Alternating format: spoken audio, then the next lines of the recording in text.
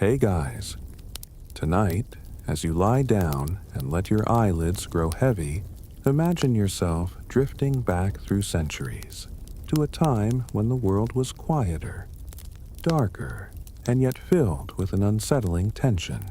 You are in medieval Europe, where the nights stretch long and heavy, and where silence is broken not only by the rustle of the wind or the distant cry of an owl, but by whispers, low, anxious voices speaking of something terrible spreading from town to town.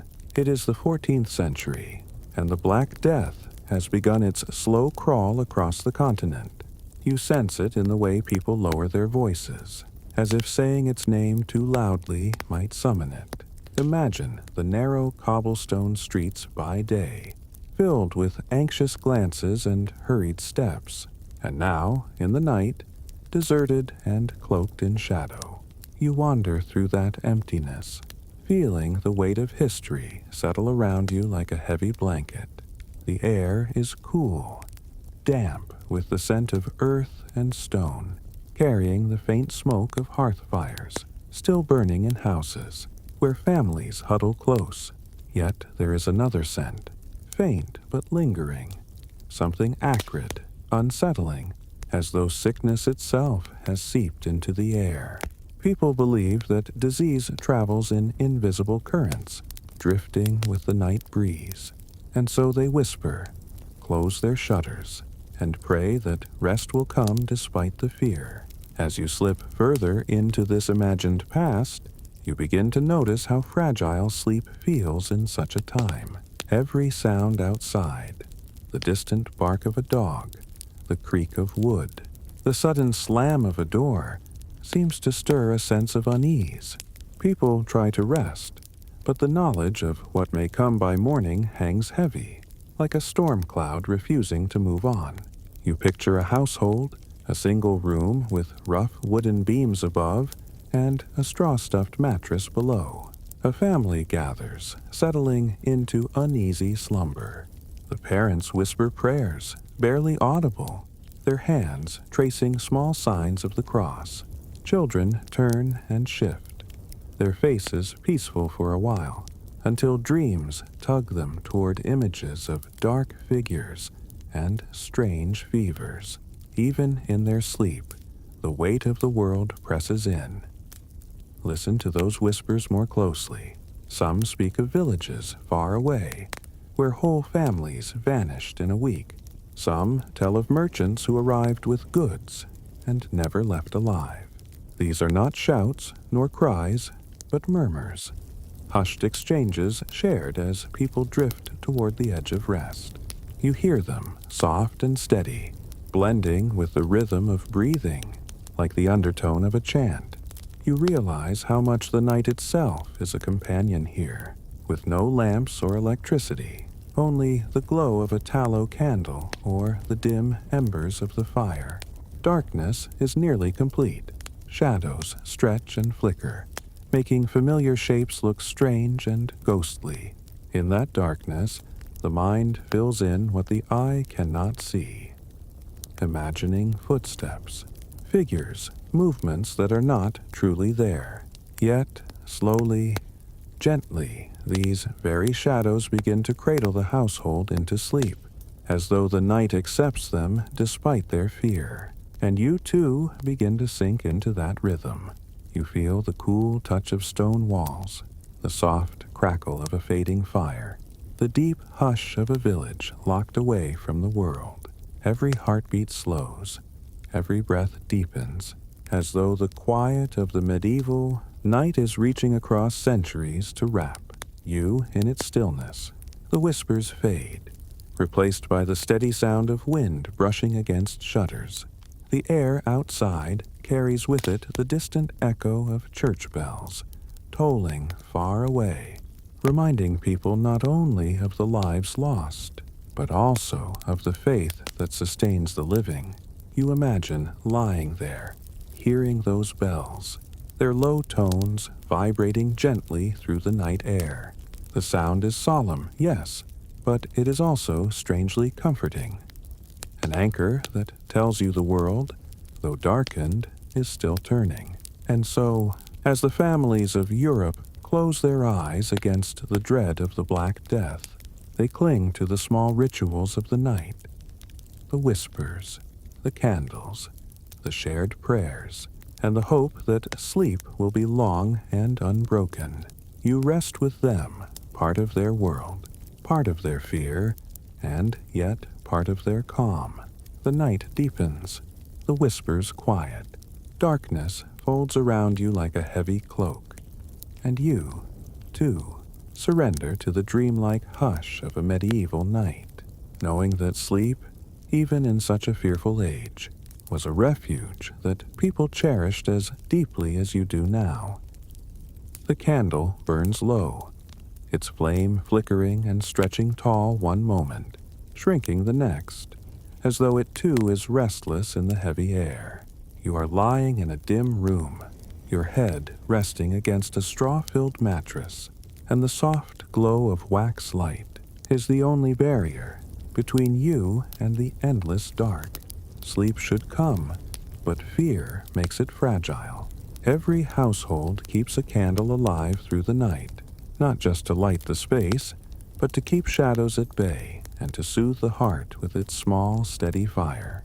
In this time, people believe that darkness itself holds dangers, that unseen spirits or wandering sicknesses move freely when the world is unlit.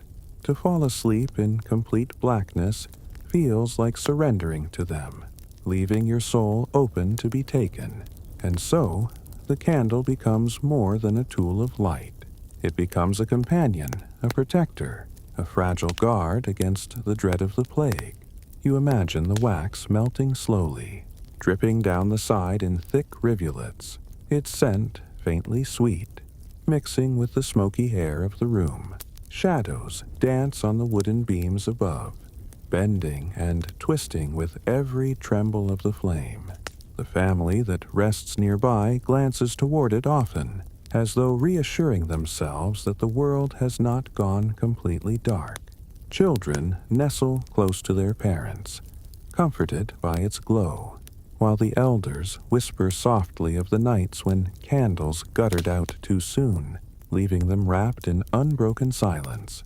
Fear lives in the little things, the creak of a roof beam, the faint scratching of mice in the straw, the distant cough of a neighbor carried through thin walls. Each sound grows sharper in the night, unsettling the fragile rhythm of rest. The candle helps, yes, but its light is weak, and its flame reminds everyone that it will eventually die, leaving them exposed again to the vast, unknowable dark. And still, you let yourself sink into the rhythm of this world. You hear the quiet breathing of those around you, steady and warm. You notice the way the candle's glow touches the rough floorboards, softening their edges, turning the harshness of wood into something gentler.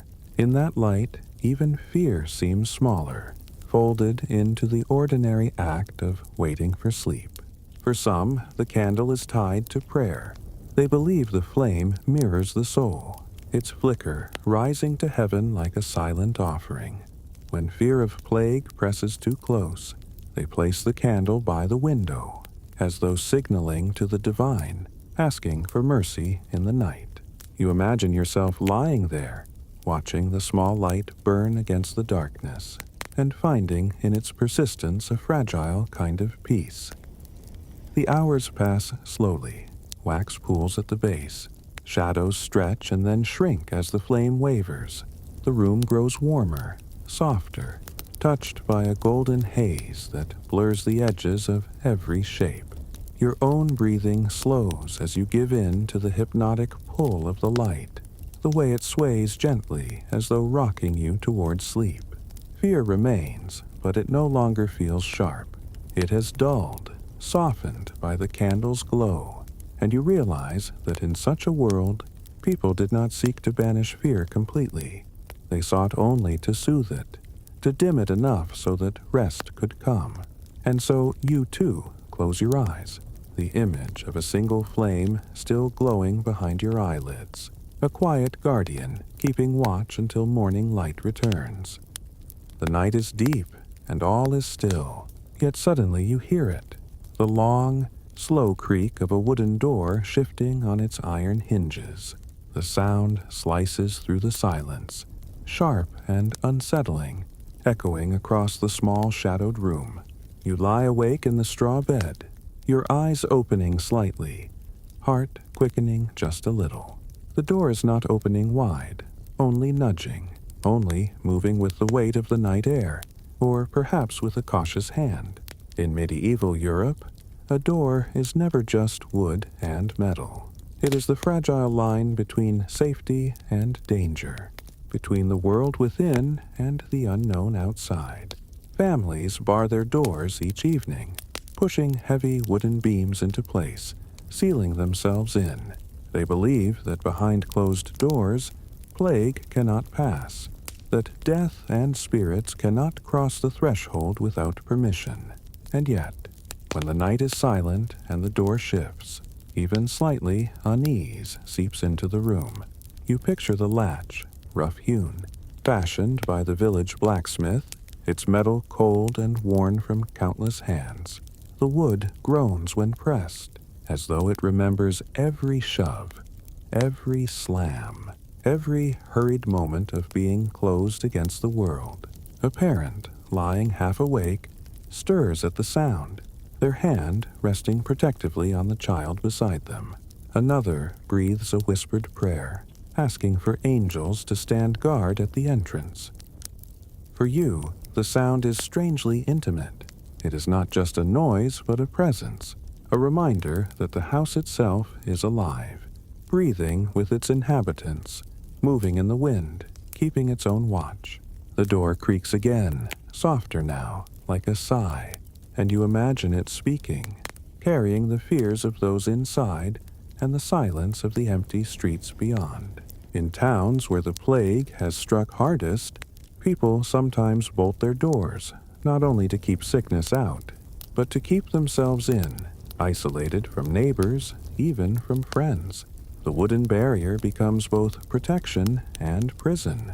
Families sit together in the candlelight, listening to the world outside through that thin shield of timber, hoping not to hear footsteps or knocks, or the dreaded cry of the watchman announcing another death. And still the creak comes, not always ominous. Sometimes it is simply the rhythm of the night, wood shifting as it settles, beams stretching and bending with the cool air. To the half-sleeping mind, though, every sound feels larger, more mysterious. Your imagination paints pictures. A stranger at the threshold, a wandering spirit, a shadow slipping through the crack. Yet, even as you picture it, drowsiness begins to blur the edges of fear. The creak becomes slower, softer, almost like a lull in itself, rocking you gently towards sleep. You let yourself drift, noticing how the silence swells again after the sound fades. You hear only breathing, steady and calm, the faint crackle of cooling embers, the far-off cry of a night bird. The door is quiet once more, and the world feels still, as though nothing has disturbed its rest at all. In this way, medieval nights stretch on, fear and calm mingling, one sound startling, another soothing, until sleep overtakes the anxious mind. For every creak of a door, there is the warmth of family, the hush of prayer, and the steady pull of dreams waiting beyond. And so, you close your eyes again, knowing the door is barred, the house is safe, and the sound you heard was only wood sighing into the silence. The night folds around you once more, and rest returns. The bed is rough, the straw mattress uneven, and yet there is a curious softness in the air tonight. It comes not from the blanket, nor from the fire in the hearth, but from the faint fragrance of herbs tucked carefully beneath the pillow. As you lie there, drifting between wakefulness and dreams, you notice the smell, sharp and soothing at once. Lavender, sage rosemary, perhaps a sprig of thyme. In medieval Europe, these were not just plants, but guardians, protectors against the unseen dangers of the plague. Families placed herbs in every corner of the house, hanging bunches above the door, scattering them on the floor, and, most intimately, placing them near the head while sleeping. People believed the air carried invisible poisons, miasmas that crept into the lungs at night. To breathe the scent of rosemary or lavender was to breathe safety, to invite calm into the body, and to push sickness away. You can almost imagine the cool, dry petals beneath your cheek, rustling softly as you move your head. The fragrance lingers, faint but insistent. Lavender's sweetness calms the heart. Rosemary sharpens the mind. Sage carries its earthy strength. Together, they create a little shield, an invisible wall woven from scent and faith. Parents tuck these herbs near their children, hoping the perfume will chase away both nightmares and illness.